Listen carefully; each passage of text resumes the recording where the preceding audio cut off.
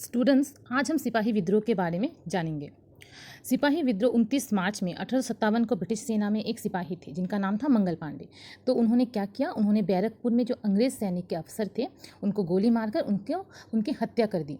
तो यही एक तत्कालीन कारण था जिसके कारण सिपाही विद्रोह का आरंभ हुआ। पर विद्रोह के और भी कई कारण थे, जैसे कि राजनीतिक कारण।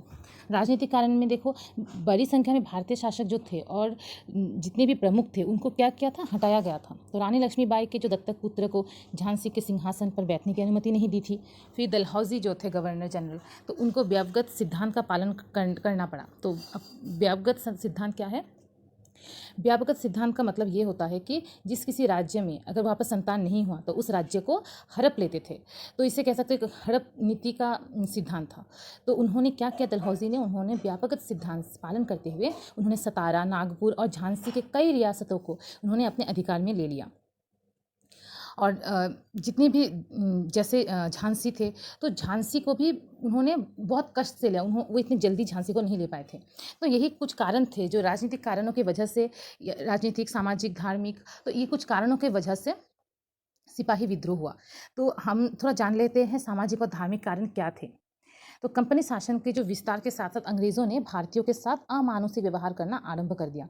तो कंपनी के जो शासक थे उन्होंने क्या किया, भारतीय जो थे उनके साथ, जितने भी इंडियंस थे उनके साथ अमानुषिक व्यवहार करना स्टार्ट कर दिया। और अंग्रेज़ों के रहन सहन, फिर उद्योग आविष्कार का असर भारतीयों के सामाजिक मान्यता पर पड़ते थे। फिर ईसाई धर्म अपना लेने वाले भारतीयों को पदोन्नति कर दी जाती थी।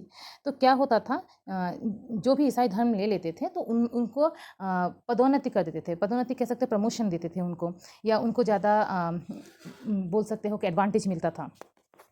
भारतीय धर्म का अनुपालन करने वाले को सभी प्रकार से अपमानित किया करते थे। तो ये थे सामाजिक और धार्मिक जो कारण थे। फिर हम लोग जान लेते हैं आर्थिक कारण। फिर क्या हुआ, ग्रामीण क्षेत्र में जो किसान थे और ज़मींदार थे वो भारी भरकम में उनको कर देना पड़ता था, लगान। और कर वसूली के जो सरल तौर से क्या करते थे, उनको देने में दिक्कत होती थी, और जो अंग्रेज़ थे वो बहुत परेशान करते थे उन्हें। फिर बड़ी संख्या में जो सिपाही थे वो खुद किसान वर्ग से थे और वे अपना परिवार गांव को छोड़ कर आए थे। तो इसीलिए किसानों का गुस्सा जल्द ही सिपाही में फैल गया। फिर इंग्लैंड में औद्योगिक क्रांति के बाद ब्रिटिश वस्तुओं का प्रवेश भारत में हुआ, जिसने विशेष रूप से भारत के कपड़ा उद्योग को बर्बाद कर दिया। फिर भारतीय जो हस्तकला उद्योग था उनको ब्रिटेन के सस्ते मशीन निर्मित वस्तुओं के साथ प्रतिस्पर्धा करनी पड़ी। फिर सैन्य कारण को हम जानते हैं। तो ये देख रहे हो, एक 1857 का एक सिपाही विद्रोह का एक पिक्चर दिया गया है। फिर ये देखो, मंगल पांडे और ईस्ट इंडिया कंपनी से जो मुद्रा उन्होंने बनाया था, ये वही मतलब मुद्रा का एक पिक्चर है। तो हम लोग आगे बढ़ते हैं, तो हम सैन्य कारण जान लेते हैं।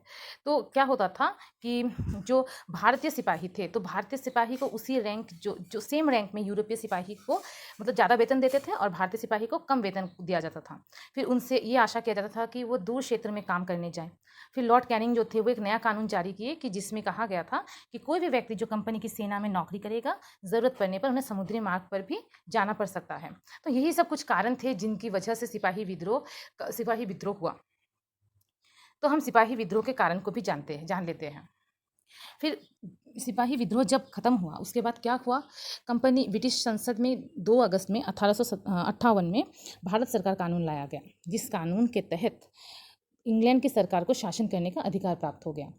कंपनी शासन का अंत हुआ और 1857 का जो महान विद्रोह आधुनिक भारत के इतिहास में एक ऐतिहासिक घटना था, और यह विद्रोह भारत में ईस्ट इंडिया कंपनी का शासन के अंत का कारण बना। फिर जो ब्रिटिश राज का प्रत्येक शासन बना, ब्रिटिश राज ने क्या किया, भारत के शासन की जिम्मेदारी सीधे अपने हाथों में ले ली, और फिर भारतीय प्रशासन को महारानी विक्टोरिया ने अपने अधिकार में ले लिया, और भारत का कार्यालय देश के शासन और प्रशासन को संभालने के लिए बनाया गया था। फिर क्या हुआ, धार्मिक सहिष्णुता बढ़ाई गई। जो अंग्रेज़ ने थे, उन अंग्रेज़ों ने क्या कहा कि उन्होंने वादा किया कि भारत के लोगों को धर्म एवं सामाजिक रीति, फिर रिवाजों और परंपराओं का वो सम्मान करेंगे। फिर उन्होंने प्रशासनिक परिवर्तन लाए हुए, उन्होंने भारत के जो गवर्नर जनरल के पद को वायसरॉय के पद से स्थानांतरित किया गया। फिर उन्होंने भारतीय शासकों के अधिकारों को मान्यता दी और व्यावगत के सिद्धांत को समाप्त कर दिया, और अपनी रियासतों के जो दत्तक पुत्र थे उनको सौंपने की छूट दे दी गई थी। फिर सैन्य का पूर्ण गठन हुआ, जो सेना में भारतीय सिपाही को अनुपात कम करने और यूरोपीय सिपाही की संख्या को बढ़ाने का निर्णय लिया गया, किंतु ब्रिटिश शासन के हाथों में रहा वो, और जो बंगाल के सेना थे उनको प्रभुत्व को समाप्त करने के लिए योजना बनाई गई थी।